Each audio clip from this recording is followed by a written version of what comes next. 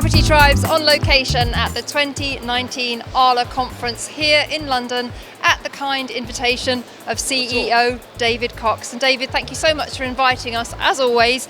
Great to be here, such a buzz, so much to talk about. And this is just an event that just goes from strength to strength. You've got 1,600 people here today at Excel, haven't you? Probably more than that, actually. So there's probably 1,300 people at the moment upstairs in the exhibition, in the conference hall, sorry. We've got 500 people in the exhibition hall. Yeah, we are really pleased. And I think it shows how important, especially at this moment in time for the industry, where there are 60 days left to go before the tenant fee ban comes in. An independent agent can't speak to 82 different suppliers in one go anywhere other than here. So it really has drawn a massive crowd this year. We've got some fantastic speakers upstairs, loads of really important information for agents and for landlords to help them with what is going to be some of the biggest decisions they're going to have to make for their businesses in a generation.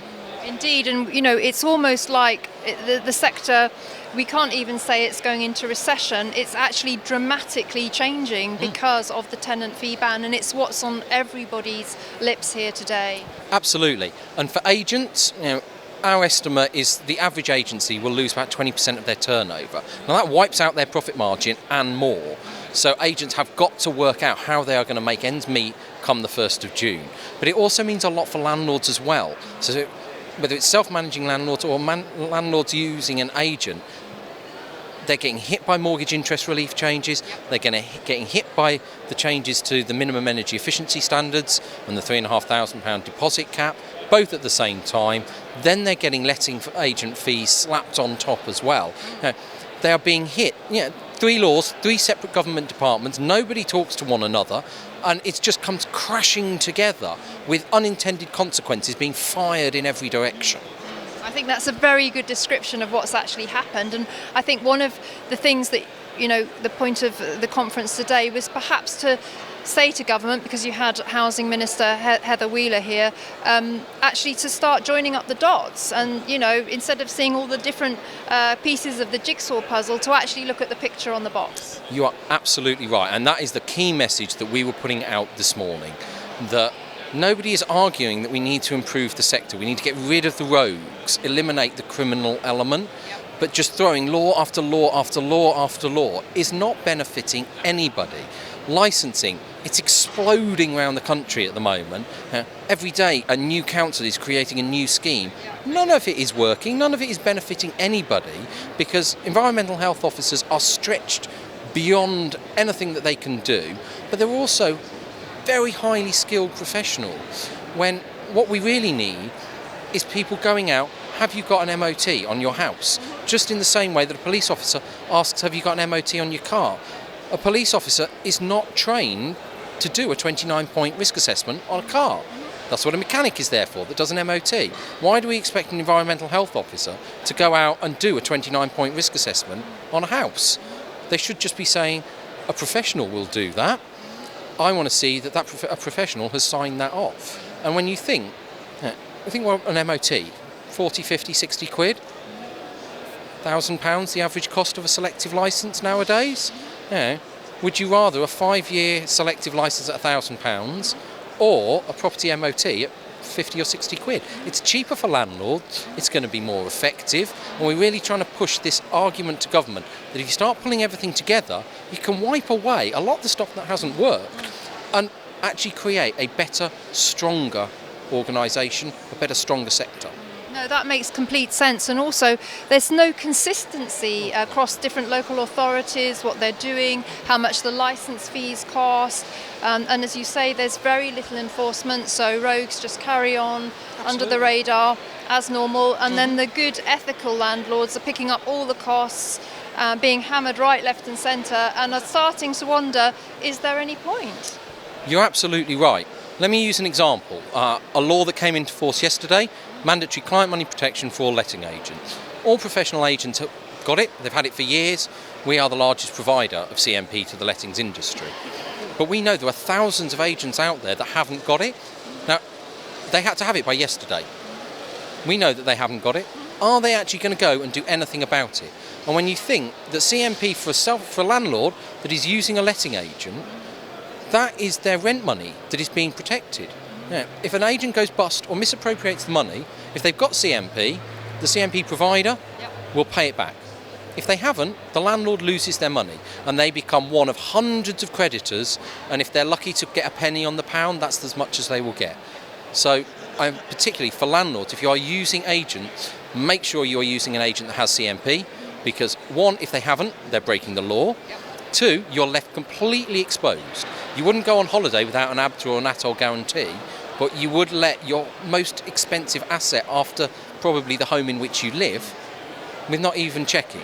But they're also, if they're breaking that law, what other laws are they breaking? Quite. Well, that's a very, very good point. Now, you had Heather Wheeler in the conference room, and I'm sure that you took very good use of that time to get across your concerns, your points, and really to lay out a kind of route map of how ARLA see that the sector should go forwards. We did. It is very rare that you get a 15-minute window with the Minister to just listen. And she is sitting there listening to what you had to say. So we have really taken the opportunity, knowing that we had that, to gather the views of the industry, shape it into a plan and say this is what needs to happen. Get rid of licensing, get rid of the loads of the laws that just haven't worked, bring it all together, work with your ministerial colleagues in other departments, because MHCLG isn't actually passing that many laws at the moment. They are the government department that regulates the industry, but they're trying to bring it all together into a cohesive strategy. What they're being damaged by is the Treasury going off and whacking them, or BEIS on minimum energy efficiency standards, or DEFRA on water, which are outside of MHCLG's control, the officials' control. So we were urging the Housing Minister to really bring her other ministerial colleagues together, form a cohesive, coherent strategy. And what is the role that government wants the private rented sector to play in our society? Answer that question, that fundamental question. We can then work out what policies we need, which government departments need to do it, and move forward in one vein, rather than bash, bash, bash, bash, bash, bash, bash, which is what we've got at the moment. And it's just caused chaos. It's a nightmare, an absolute nightmare. And just trying to keep up with all the new laws. Two came into force yesterday. One, most people didn't even know about until it hit the trade press and everything. We put a fact sheet together a few weeks ago. And then there was another one, the Homes Act came into force, a week and a half ago. Before that. End of January, you had the first set of mortgage interest relief tax bills needed to go in. So landlords are now getting those bills. It's every month something is changing. It is. So as we close out here, David, just really, the state of the private rented sector, what is its health like? Is it healthy? Is it suffering? Is it in terminal decline? I think it is in a challenging time at the moment. I think the whole property industry is in a challenging time. You look at the sales market, it is really difficult out there for sales agents, possibly because of Brexit uncertainty.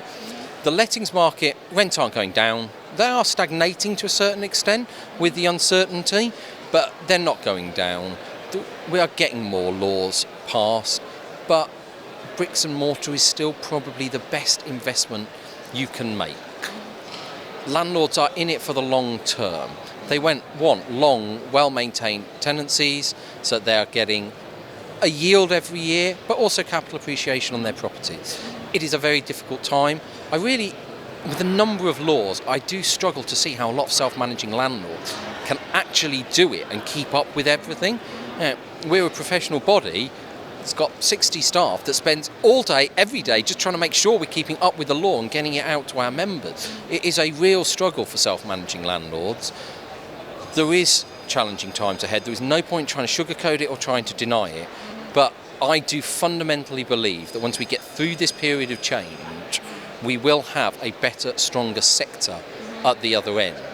But landlords and agents have got a challenging time ahead, and probably, I'm talking years, not months, but we will come out the other end, we will survive and we will thrive. I do agree with you. Actually, sorry, I should just quickly say breaking news as well, just to finish. One of the things that came out of this morning's sessions was 3-year tenancies, very much on government agenda. Absolutely. And we had the consultation that actually closed 12 months ago yesterday. But never mind, they're getting there. They had a lot of responses. They've got to read them all. What was it, 8,700, I think the Minister said? But yes, one option was mandate 3-year tenancies. Another one was to make it the preferred option but allow tenants and landlords to choose a lower one. A third option was incentivise landlords to provide longer term tenancies. Mandating 3-year tenancies we don't think is really the best way, but if it becomes kind of the industry norm, and then you can reduce it. But our argument has always been, if you're going to look at tenure reform, you have to look at the possession processes, and they are actually doing that, and they are doing it in tandem. So that consultation on the longer term tenancies closed a year ago. They haven't responded to it yet. We've had another one that closed about 4 months ago on looking at revising the court system, making possession easier for landlords, swifter, less loopholes, abilities for tenants to wiggle out, shall we say, and play the system. I think if they are done in tandem and they are done sensibly, you can have possibly greater security of tenure, but still landlords being safeguarded about being able to get their property back if they need to. So it can be done in tandem, and the government have to make sure that they do it in tandem, because otherwise they're going to skew the system wildly in favour of one side. Indeed. Well, it's great that we've got you guys at ARLA who are, working towards that balance, because that's what's needed. You're absolutely right. It is a balance, because we can't have a system that's wildly weighted towards the landlord or wildly weighted towards the tenant, because then the other half, it breaks the trust relationship. It needs to be a finely balanced. We are getting more families, more long-term renters. So what has worked for the sector for the last 30 years, when it has been a relatively small sector that's been growing, but now it's larger than social housing. 1 in 5 people live in the private rented sector. We do need to look at the things we have come to kind of know and love. Are they right for today's private rented sector? What is right? And we've got to make sure that question is answered, and what should be the role of the sector. That is the most important question. Once we've got what is the role, should it be stepping up and doing the social housing that it is trying to at the moment, that social housing should be doing? Is that the job? If it's not, then let's take that out and go and solve that problem. Don't blame landlords. So they've got to work out what they want the sector to do. They've then got to work out the policies that will get us there. And I do think there is going to be a tenure reform discussion. I do think there is going to be a discussion about possession proceedings, and potentially, and we will argue against the end of Section 21, but we've already seen Labour parties announce they'll get rid of it. In Scotland, they've already got rid of it.